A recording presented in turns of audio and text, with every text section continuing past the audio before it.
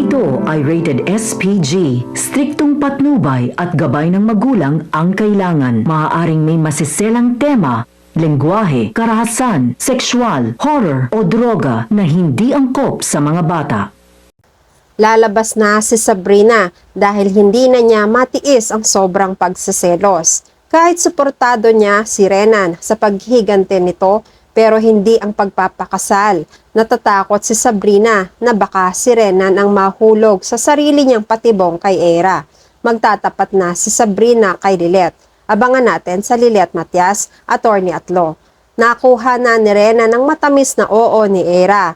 Pumayag na si Era na pakasalan si Renan dahil sa pagtatanggol ni Renan kay Era sa channel ni Kurt. Dahil dito, natigil na ang issue tungkol kay Era. Pakiramdam ni Era, ligtas siya sa piling ni Renan. Kaya mabilis siyang nagdesisyon na tanggapin na ang inaalok na kasal ni Renan. Pero hanggang sa huling sandali, kontra pa rin si Sabrina sa pagpapakasal ni Renan kay Era. Nagseselos siya. Natatakot si Sabrina na baka si Renan ang tuluyang mahulog sa sarili niyang patibong. Dahil maganda at matalino si Era, hindi malayo na magustuhan ni Renan ang babaeng gusto niyang lokohin. Habang nagkakasiyahan sa engagement party, nasa isang sulok si Sabrina. Nagmumukmok sa sobrang inis. Habang nakikinig naman si Lilet, biglang pumasok sa isip niya ang panahon na nagtapat sa kanya si Kurt. Pero pinalipas niya rin ito sa isip niya. Natapos na ang parte na tinanggap ni Era ang singsing. Wala nang pag-asa si Sabrina. Tuloy na ang pagpapakasal ng mahal niyang nobyo. Nagkakasiyahan na ang iba pang mga bisita hanggang nag-usap sina Kurt at Lilet tungkol sa pagpayag ni Era. Sabi ni Lilet, wala na siyang magagawa. Nakikita naman ni Lilet na mahal talaga ni Era si Renan. Ayaw na niyang kalabanin ang kapatid dahil ngayon pa lang sila nagkakabati. Ang dapat na lang niyang gawin ngayon ay bantayan si Era. Hanggang sa mga ilang sandali, may napansin na kakaibang tao na bisita ni Renan, si Attorney Kurt. Nakilala ni Kurt na dati niya itong kliyente. Binulong ni Kurt, Lilet, nakita mo ba yung bisita ni Attorney Renan? Si Mr. Xiao yun, di ba? Nagtataka si Lilet. Tinanong niya kung kilala ba ni Kurt yon. Sumagot si Kurt, oo, isa ako sa humawak sa kaso niya noon sa DENR. Pagkatapos namin ipanalo ang kaso, may napansin akong kakaibang mali sa kanya. Wala naman ako sa posisyon para punahin ko pa siya. Tapos na rin naman ang kaso niya. Nagduda naman si Lilet kay Renan dahil sa kausap niyang kahina-hinalang tao rin. Iniisip ni Lilet na manmanan silang dalawa. Baka sakali may makuha siyang impormasyon sa mga pinag-uusapan nila. Hindi nga nagkamali si Lilet. May bulungan sina Mr. Xiao at Renan. Mga ilan-ilan lang ang naiintindihan ni Lilet dahil malakas ang tugtugan sa party. Binabasa na lang niya ang bibig ng dalawa at nagbase na lang rin si Lilet sa reaksyon ng mukha ng dalawa. Sabi ni Renan sa kausap, makinig ka Mr. Xiao. Pagkatapos ng kasal, makukuha mo ang kaukulang bayad. Pero sa ngayon, kailangan ko ng pera. Ako ang kailangang magbayad sa kasal namin ng fiancé ko. Pumayag si Mr. Xiao. Magkano ba ang kakailanganin mo? Sinabi ni Renan na hindi lang pagpapakasal ang gagastusin niya, pati na rin ang honeymoon at iba pang sorpresa para kay Era. Humingi si Renan ng napakalaking halaga ng pera. Dahil sa malaking halaga, umatras si Mr. Xiao. Teka, napakalaking pera naman ang hinihiram mo.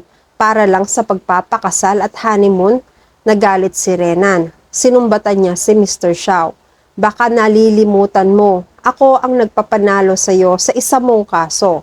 Kung hindi dahil sa akin, hindi nauunlad ang mga madudumi mong negosyo.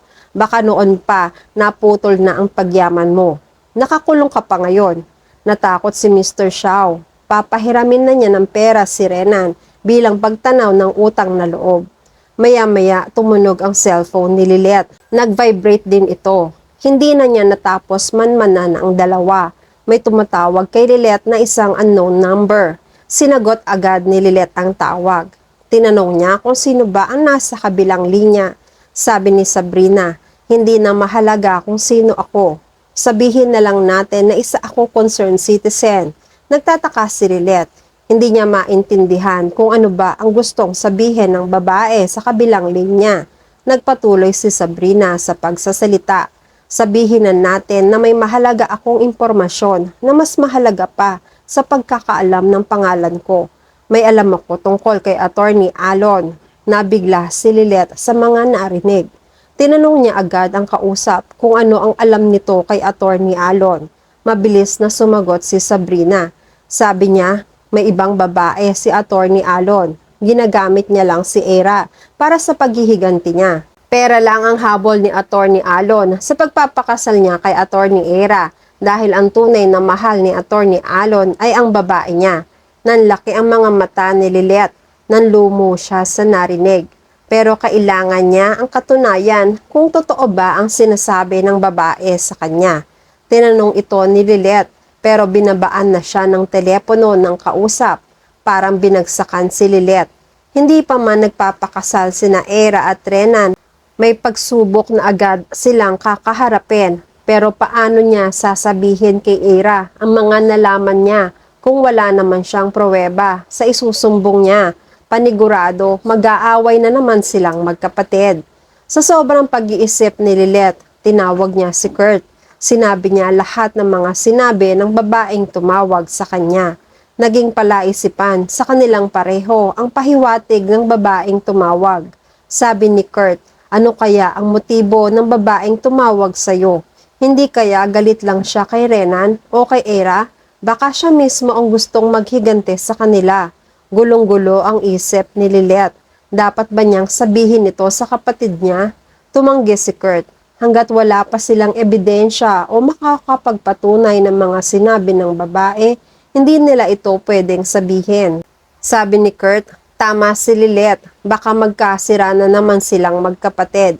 Sa ngayon, humingi na lang ng tulong si Lilet kay Kurt na samahan siya sa pagbabantay kay Era at kay Attorney Renan dahil hindi niya kakayanin itong mag-isa. Napansin ni Tinang si Lilet na hindi mapakali. Lumapit si Tinang sa kanya at inusisa. Kakausapin na lang ni Lilet ang Tinang niya sa pag-uwi nila sa bahay. Natahimik na lang si Lilet. Nakatitig siya kay Era, pati na rin kay Attorney Renan. Pinagmamasdan maigi rin ang kapatid. At yan ang mga pakakaabangan natin sa Lilet Matias, Attorney at Law. Please like this video and please subscribe to my channel. At magkita-kita po muli tayo sa mga susunod pang episodes.